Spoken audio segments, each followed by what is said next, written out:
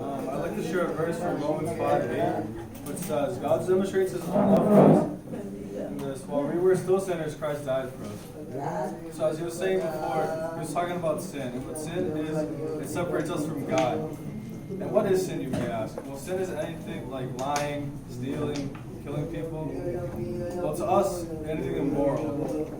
But like to God, all sin is the same. And so I invite all of you to stop your sinful ways.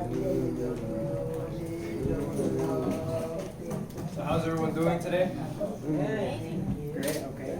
I'm really happy to be here today to share this verse with you guys and share this analysis on what God's inspired me to tell all you tonight today. So I'm going to be reading 1 John 4:10, which reads, "Herein is love, not that we loved God, but that He loved us, and sent His Son to be the propitiation for our sins." So an occurring theme of today, as you may have noticed, is love. But I'm going to be talking about a special kind of love, and that's God's love for every single one of us. So in the verse, propitiation is referring to an atoning sacrifice made to appease the anger of an offended God, to appease the wrath of an offended God. Normally, the offender would bring the sacrifice to God. But in this case, God provided the sacrifice in the person of His Son, Jesus Christ. In the times before Jesus, in the times before God sent His Son Jesus, the ones that had offended God were the ones that brought the sacrifice in the form of an offering, as an animal or something. But here, God is the one offering the sacrifice to the offenders, to the ones that offended Him. So God sent His Son as a manifestation of His love for us, for me, for you, for everyone here today.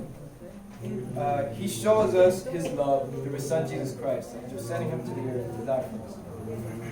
Now, I know most of you had the experience of raising children, or maybe having someone in your life that was like a child to you.